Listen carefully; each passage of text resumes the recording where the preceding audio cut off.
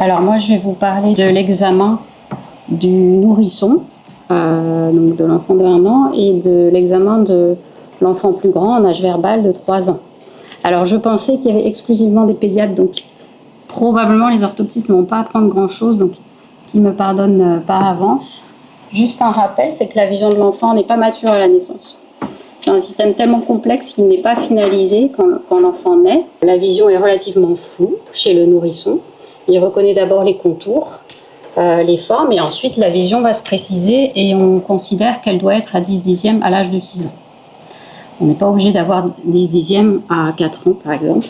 La vision se développe parce que l'enfant peut voir. Il se développe à partir de cette expérience visuelle et tout ce qui va interrompre ce processus va interrompre potentiellement le développement de la vision.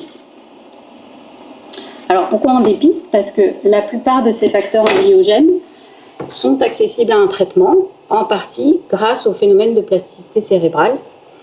Par exemple, une anomalie réfractive, on peut facilement la compenser par une simple paire de lunettes. Un strabisme, on le traite très bien actuellement. Plus rarement, une opacité des milieux, comme une cataracte. Les cataractes congénitales sont assez rares, mais on peut essayer de faire le maximum pour qu'ils acquièrent quand même un développement visuel satisfaisant. Alors, les difficultés de l'examen, c'est que chez un nourrisson, ça peut être difficile. On a un temps imparti parce que le petit nourrisson n'a pas beaucoup de patience. Et donc, il faut être soi-même relativement détendu. Les parents, si on les sent un peu stressés, il faut quand même essayer de les mettre en condition. Il faut commencer par les parents parce que l'enfant va ressentir tout le stress parental. L'enfant, il fait un peu ce qu'il veut. S'il n'a pas bien dormi, pas bien mangé, ça peut être difficile de rattraper les choses.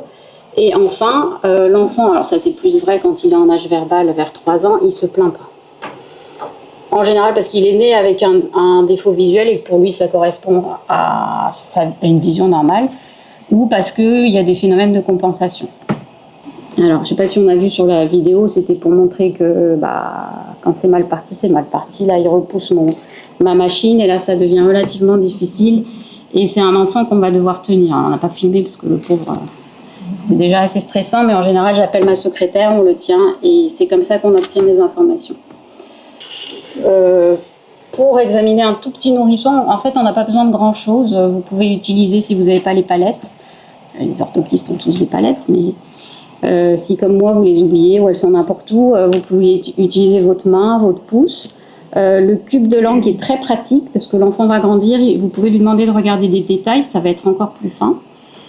Et le biprisme de Grassis qui est tombé en désuétude, mais qui est quand même très très informatif, enfin très très utile, surtout dans certains cas dont on va reparler. Alors, on commence par observer le nourrisson, son comportement visuel, pendant qu'on parle avec les parents. Ça permet de détendre un petit peu les choses, de mettre les parents en confiance et on l'observe du coin de l'œil. On regarde s'il nous regarde déjà, s'il nous sourit. Et puis, on peut manipuler des petits stylos, des petits gadgets et voir s'il est un petit peu attiré. Ensuite, quand on est un peu en confiance, on essaye... Alors, il ne faut jamais coller sa main sur le visage parce que ça, c'est très mal vécu. Mais on essaye d'approcher un pouce ou une main et voir comment il se comporte.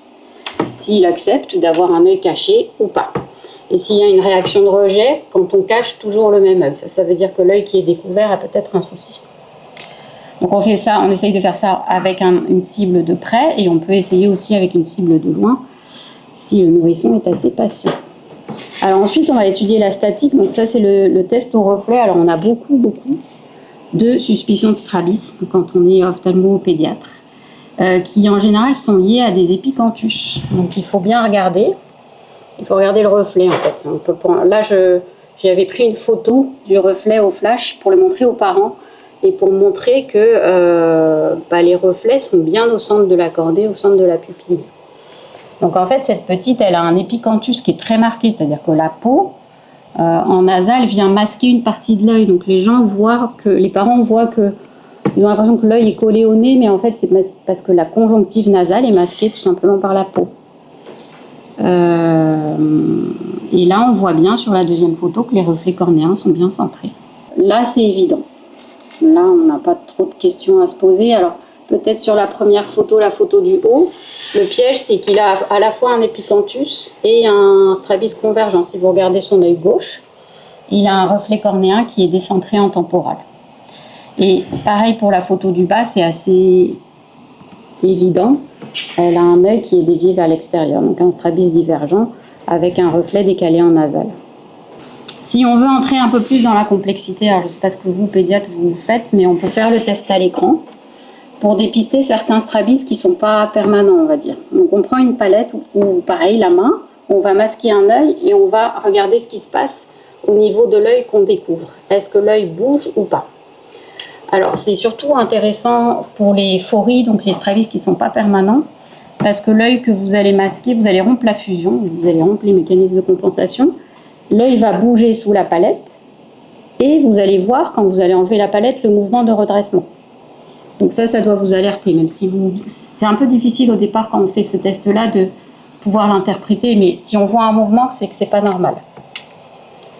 Alors ensuite, on va étudier la motilité. Alors ce qui est intéressant chez le nourrisson, c'est qu'on peut essayer d'étudier la motilité avec un petit stylo, mais on peut aussi utiliser le réflexe vestibulo-oculaire. Alors là, la maman m'a bien aidée parce que c'est moi qui tenais la caméra et c'est elle qui faisait le mouvement. Donc là, on voit pas trop parce qu'on voit pas les deux yeux, mais là, on voit les deux yeux qui s'orientent vers la cible. On va tirer la langue en même temps, mais on voit bien que les deux yeux peuvent aller bien correctement sur l'extérieur. Et sur cette petite, on voit pas très bien, mais bon, c'est un cas que j'ai vu récemment. C'est en fait un Stilling Duan, on va dire pour les pédiatres que c'est une forme très particulière de strabisme, où l'œil droit ne va pas complètement vers l'extérieur. Et en faisant ce test-là, en utilisant ce réflexe, on le voit quand même un petit peu. Bon, chez elle, on le voyait aussi en faisant avec le stylo, mais c'est pour vous dire qu'on peut utiliser ce réflexe-là chez un enfant qui ne veut pas suivre. Le fameux biprisme de Grassis, alors c'est assez complexe à expliquer, mais c'est un petit instrument qu'on utilisait beaucoup avant et qui, enfin, je ne sais pas ce que diront les orthoptistes, mais nous, les ophtalmos, j'ai l'impression qu'on ne l'utilise plus beaucoup. Ça nécessite quand même une petite courbe d'apprentissage. C'est un prisme, deux prismes opposés en fait que vous interposez successivement sur un même œil et vous devez observer un mouvement de l'autre œil, contrairement au test à l'écran. Bon, alors vous allez compléter. Mais si on veut rester simple au départ, parce que pédiatre, on ne va pas non plus faire tout le test. Si vous observez un mouvement de l'œil découvert, normalement, c'est que ça va. Mais après, oui, effectivement, on ne va pas demander au pédiatre de le faire. Ça permet de dépister, en tout cas c'est très utile parce que ça permet de dépister les microstrabismes qui n'ont pas forcément d'anomalies réfractives associées, donc tout petit, on peut passer à côté. Alors le test de langue 1, il est très utilisé à juste titre. Le langue 2 n'est pas très fiable en passant. Il faut présenter le test à 30-40 cm de l'enfant. Alors l'enfant en âge préverbal, on va juste observer son comportement. Évidemment, il ne va pas nous dire qu'il voit le chat, l'étoile et la voiture. Mais on peut observer les saccades qu'il fait parce que les dessins sont organisés en triangle. Et on peut observer qu'il regarde successivement les dessins. Ou alors il va s'amuser à les toucher. Mais il faut vraiment qu'il touche le bon dessin parce que sinon il s'amuse à gratter le test et c'est pas forcément très informatif. Alors, si on est courageux, on met des gouttes en consultation, on fait la cycloplégie. Je sais que maintenant vous avez des appareils, les pédiatres, qui prennent les mesures à distance, mais c'est pas du tout la même chose. Si on paralyse pas l'accommodation, on n'a pas les bons chiffres de réfraction. Alors chacun utilise ce qu'il veut, là, le débat n'est pas du tout là. Si on revoit l'enfant, on peut utiliser l'atropine sur plusieurs jours. Sinon, on a à disposition du Skiacol qui est en rupture de stock, donc bon, ça c'est encore un autre problème. Ou le Midriaticum finalement qui n'est jamais en rupture et qui peut nous orienter mais qui n'est pas très cycloplégiant. Je vous les ai classés par ordre de performance, on va dire. Ça vous permet de chiffrer, de voir si l'enfant est hypermétrope, si ça dépasse la norme physiologique, myope ou astigmate. Après, quand on est sur des valeurs limites, bon, là j'ai entré un peu dans des détails, mais on peut confronter, alors j'ai mis avec le score d'acuité visuelle, évidemment chez le nourrisson vous ne l'aurez pas, avec les signes fonctionnels observés par les parents ou les antécédents personnels et familiaux. S'il y a un frère et une sœur qui sont hypermétropes déjà, bah, vous allez moins hésiter à prescrire une paire de lunettes que s'il n'y a pas d'antécédent familial.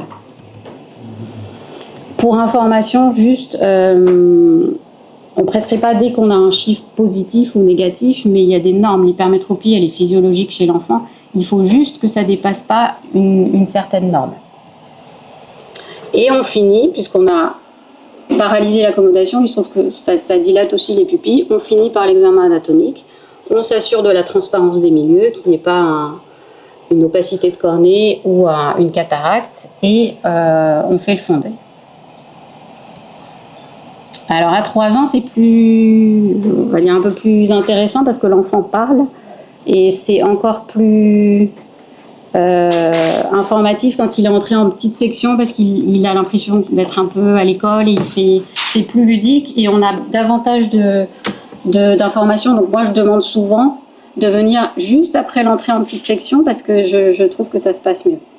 Alors, pareil, on va aussi interroger les parents. Est-ce que l'enfant ne va pas se plaindre forcément à 3 ans, hein. Il ne va pas forcément dire qu'il... Ou alors s'il se plaint, s'il dit j'ai mal à la tête, je ne vois pas d'un œil, il faut suspecter qu'il y a un petit copain ou une petite copine qui a eu des lunettes récemment ou le parent. Et voilà, il faut un peu se méfier de la parole de l'enfant, mais il faut aller jusqu'au bout. Alors on va demander si l'enfant se frotte les yeux, s'il plisse, et surtout s'il rapproche les livres. S'il fait des chalazions à répétition, parce que c'est souvent un indice de problème réfractif. Alors souvent les parents sont un peu sur la défensive, ils viennent parce que le pédiatre leur a dit qu'il fallait faire un test, mais en fait ils voient très bien parce qu'ils voient l'avion dans le ciel. Mais en fait quand je leur dis avec 3/10 on peut voir un avion dans le ciel, ça refroidit un peu. Et j'ai eu le cas récemment où je l'ai dit, et puis finalement le pauvre petit enfant avait 4/10 avec un astigmatisme à -2,50, -3, donc là... Mais voilà, ça revient, je ne sais pas pourquoi cette histoire d'avion, peut-être quelqu'un a la réponse, mais ils voient les avions que nous on ne voit pas. Donc on a envie de leur dire d'aller peut-être eux voir un ophtalmo, mais ou alors c'est celui qui ramasse les petites miettes, mais en fait avec un seul œil on peut quand même arriver à ramasser des petites miettes. Donc voilà, mais c'est des choses qui reviennent souvent et je sais pas pourquoi. Là, on peut du coup avoir une acuité visuelle. Alors, il y a des enfants qui sont plus ou moins timides, on va dire. Il y en a qui vous pouvez pas mettre une paire de lunettes occultantes pour faire l'examen parce qu'ils vont avoir une réaction de recul. Il faut s'adapter à chacun. Il faut faire le test en monoculaire, droit et gauche, puis en binoculaire. Mais parfois, ça m'arrive de commencer par le binoculaire parce qu'il n'accepte pas que je lui mette cette paire de lunettes. On peut essayer avec la main des parents. Alors l'objectif de ce test, c'est d'avoir un score attendu pour l'âge. Je vous ai dit, les 10/10, ils doivent être là à 6 ans, mais à 3 ans, on n'est pas obligé d'avoir 10/10. J'ai pas osé mettre de score parce que je pense qu'on a chacun nos habitudes. On peut avoir, selon la façon dont est organisé le box, 8/10 à 3-4 ans, et puis l'autre aura que 6/10 parce qu'il a une distance d'examen plus importante, mais c'est chacun qui peut comparer en fonction de ses habitudes en fait. Par contre, il faut une iso-acuité. Donc il ne faut pas qu'il y ait 2 lignes de différence entre les 2 yeux. Ça peut être lié au fait que l'enfant se lasse de l'examen, il en a marre au bout d'un moment, donc il arrête de répondre.